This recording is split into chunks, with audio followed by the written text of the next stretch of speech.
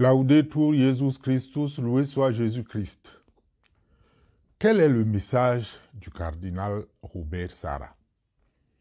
Depuis la publication de son livre La force du silence, beaucoup ont pensé que le cardinal Robert Sarah était devenu un apôtre du silence, un peu comme les gourous de l'Orient, Sadhguru et autres, et beaucoup ont donc tendance à le réduire à une sorte de vie monastique. Qui parle de Sarah parle du silence. La vérité est tout autre.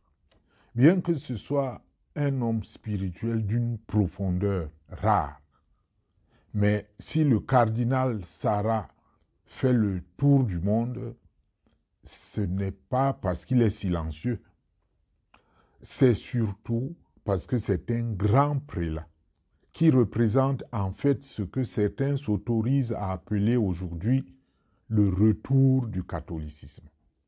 Pas seulement en Occident, même en Orient et en Afrique particulièrement. Non pas parce que le catholicisme fut mort avant lui. Pourtant, les déchéances après Vatican II et mai 68 ont laissé des blessures très très profondes dans l'Église.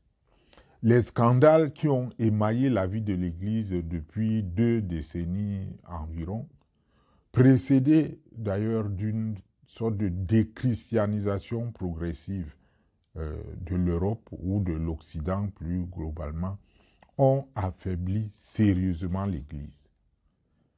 Tous les observateurs attentifs ont vu la liturgie, la morale et même le langage de l'Église catholique bousculé par les courants de pensée du New Age, pour ne dire que cela, et même emprisonné par le laïcisme athée.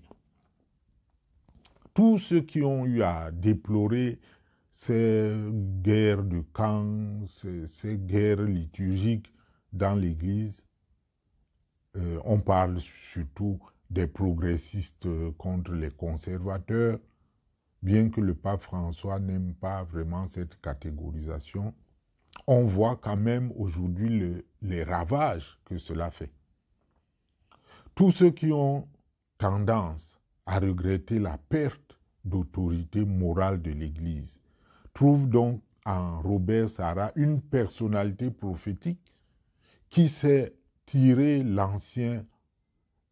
l'ancien et du nouveau quelque chose pour le monde d'aujourd'hui, qui permet de redonner la dignité à l'Église. Elle se profile à l'horizon encore, mais on y espère, qui permet de redonner la crédibilité à la parole de l'Église et par là même à la parole de Jésus-Christ, notre Maître et Seigneur. Voici donc un prédicateur qui ramène à l'essentiel, qui sait ressortir la beauté du kérigme, qui parle des commandements, des 10 commandements qui sont carrément en voie de disparition ou d'oubli. Un prédicateur qui remet à l'ordre du jour les dogmes de la vie éternelle, le ciel et l'enfer dont les prédicateurs ne parlent plus. Autant de choses que l'homme post-moderne ne veut plus entendre.